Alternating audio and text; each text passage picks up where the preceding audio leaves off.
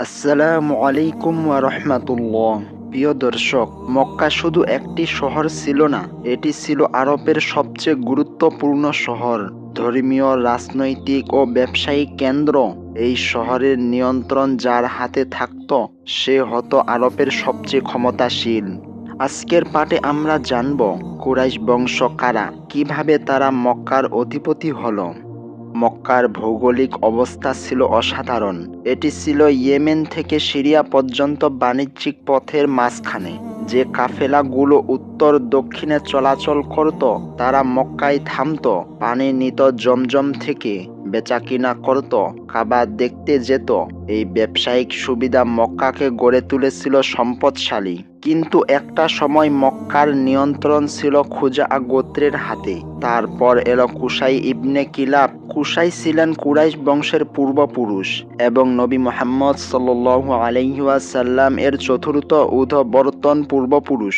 Qusai ছিলেন অত্যন্ত বুদ্ধিমান ও সাহসী। তিনি বিভিন্ন গোত্রের সাথে চুক্তি করলেন, জোট বাঁধলেন এবং অবশেষে মক্কার নিয়ন্ত্রণ নিজ হাতে নিলেন। তার হাতে চলে এলো কাবার সবচেয়ে গুরুত্বপূর্ণ পদগুলো।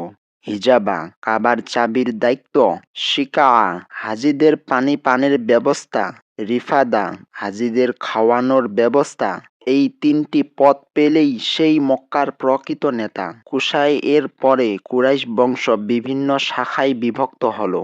সবচেয়ে সম্মানিত শাখা ছিল বনু হাশিম। বনু হাশিমের নেতা ছিলেন হাশিম ইবনে আবদ মানাফ।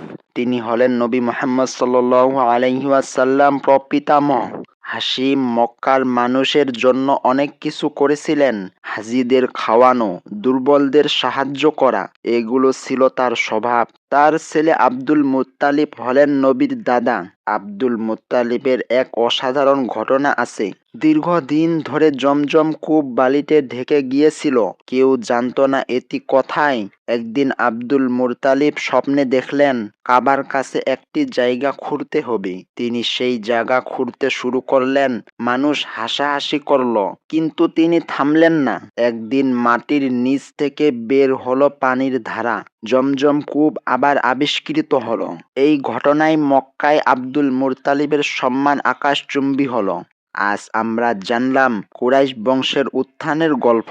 পরের পাঠে আমরা জানব হাতির বাহিনীর ঘটনা, আব্রাহার সেই বিখ্যাত ব্যর্থ আক্রমণ, যে বছর নবী মুহাম্মদ সাল্লাল্লাহু আলাইহি ওয়াসাল্লাম জন্মগ্রহণ করেন। ভিডিওটি ভালো লাগলে লাইক করুন, সাবস্ক্রাইব করুন, আমাদের সাথে থাকুন। দেখা হবে পরের পাঠে।